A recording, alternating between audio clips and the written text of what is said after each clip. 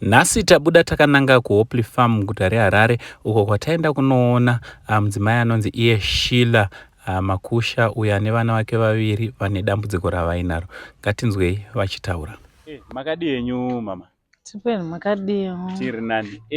Mhuri yeZimbabwe ingada kuziva kuti zita renyu munonzani uye vanasikana vatiri kuona panapa vanonzi vanani, vane makore mangani?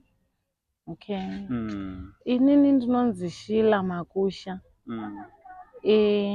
Ndine makore 34. Alright. Ushu ari panapo anonzi Blessing Chorwadza ane makore 5. Alright. Ushu anonzi Brilliant Chorwadza ane makore 4. Alright. Mama, mhuri yeZimbabwe zvakare ingada kuziva kuti dambudziko ramakasangana naro kana kuti ramuinaro ringava dambudziko rei nevana? Okay. Dambudziko riripo nderekuti vana ava havanzwi, havatauri vese vari vairi. Ndakangovabereka vari normal vana ava. Asi nekukura ndakazozviona kuti vana ava havasi kunzwa, havasi kutaura. Alright. Saka ndakambozamawo kumbofambawo kumasowe uchipindawo mukati maunenge wangunzwawo kuti apa panogona kundibatsira, panogona kudai, but hapana chiri kuchinja, hapana chiri kusanduka. Kwana chiremba kwacho takaenda takatanga kuenda kuHarare Hospital, tikasvika vakanzi vana ava vari kupikira masaunzi kure kure. Saka mozouya tozovaita imwe test yatinovaita.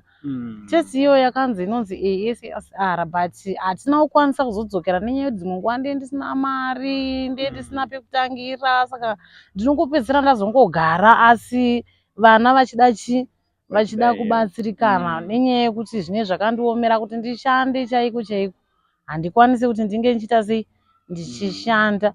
Nemhaka yekuti uyu wacho 5 years anoda kutoenda kuchikoro, asi nenyaya yekuti handina kana pekutombotangira ndochita kuti ndoita sei, anondibatsira ndiani.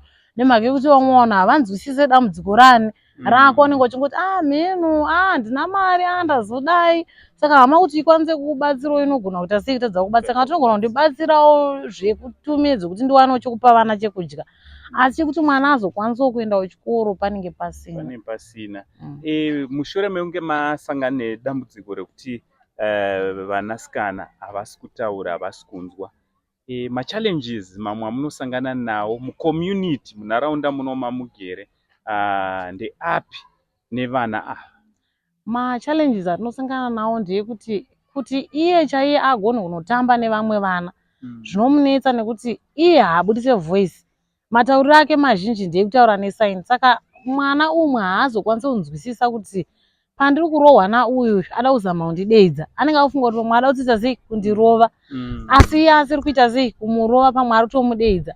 Saka anopedzisira pamwe vakutorwa nenyaya yekuti watanga kundiita sei uye haazozoti aiwa kutodeedza kwandiri kuita sei kwandiri kuita.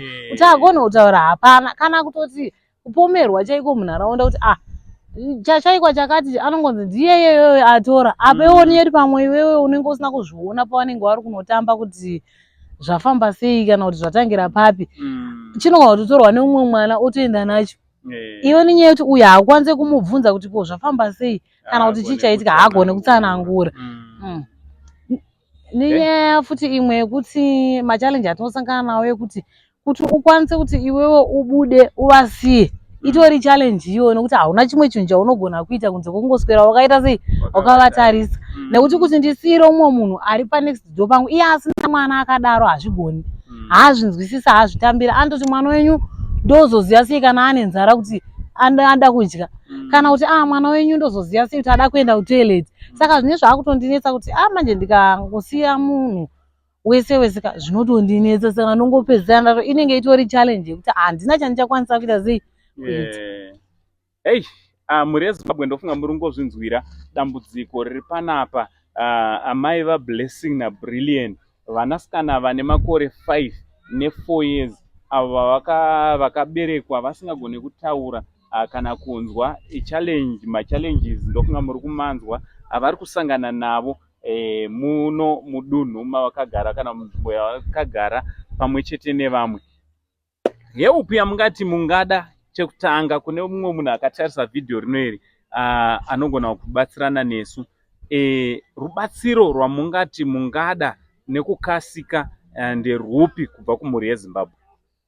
Rubatsiro rwandingade ndinototi 1 kubatsirwawo nechikafu chekuti vana vacho vakwanise kuita sei kurarama 1. 2 kuti vana vacho vaende kuchikoro nekuti izvozvizvi uyu wacho ane 5 years next year ari kutena 6 years anofanira kunge akutoenda kuECD asi nenyaya yekuti handitorina kana pekutombotangira ndakutoshaya kuti ndoitawo sei ndakangovachengeta vangori pamba. 3 chandingade kuti mwobatsirika ndechekuti kana mabasa chaiwo ekutoti ndishandewo ndisina basa ndiri munhu uyewo kungotiwo nhasiwo pamwe ndawanawo party time ndasvika ndashanda mangwana handiwa neparty time iyeye ndiyashaya kuti ndoita sei ndakungogara kana kuti nhasi ndaenda ndanonhonga maplastic sezvo mazuva ano maplastic acho akatowandirwa mwe musi ndinawana mwe musi ndinaashaya mari iye ndaiwana kuti ikwanise kuti ibatanidze zvese zviri kudiwa panguva iyoyo haichakwanisi. Saka ndiye ndichingokumbirawo kune vanokwanisa kundibatsirawo kuti mari yekuti ndikwanise kuti vana vaende kuchikoro, chikafu chekuti vana vadye, kana kuti mushando chaiwo kutoti nini ndiite sei ndishandewo. Handinawo hangu kuenda kuchikorowo zvekuti asi ndakangoita sei ndakangoitawo level yangu asi ndiye ndichingoda kuti ndiwanewo pekubata-batawo kuti zvigondibatsira kuti vana vacho varambe vachirarama. Ino nharaunda mungada kuzivisa mhuri yeZimbabwe kuti inharaunda inonzi chii? Ino nharaunda yatigere ndeye Hope Zone 5. Alright. Aiwa, kune vese vachada kubatsira makasununguka kunge muri munovabata panhamba dziri pascreen. Aiwa, mokurukura nawo kuti tinge tiri tinobatsirana nevapwere vedu. Aiwa, dambudziko kana richinge rawira umwe wedu, aiwa rawira tose senyika. Hatigone kunge tiri tinotarisa kurutivi toti aiwa ndezvavo nevana vavo nekuti ava vana vedu zvakare. So kune vese vakasununguka tinogona kubatana navo panhamba dziri pascreen kana kubata Sein TV panhamba dziri pascreen idzo kuitira kuti tinge tiri tinokwanisa kunge tiri tinobatsirana namai vaBlessing naBrilliant. Aiwa, tinokutendai tichivimba kuti mhuri yeZimbabwe vachabatsirana nesu kubva padambudziko ratinaro. Mutenda nemoyo chokutendaiwo nechido chenyu chamaita kuti fambirawo mukati menzvimbo ino. Tinenge takangogarawo tisino vanokwanisa kutitarisawo, vanokwanisa kutionawo, vanokwanisa kuzivawo kuti kune vamwe vane matambudziko akadai. Saka tinongotendawo nemiwo nemhuri yeZimbabwewo nerubatsiro rwaichaisawo. Aiwa, tinotenda. Aiwa, from Uncle Saint neSaint TV crew, aiwa pari zvino tichiti much love. Kuna vose vachabatsira tinoti God bless you from Uncle Saint and Saint TV crew for now tichiti much love.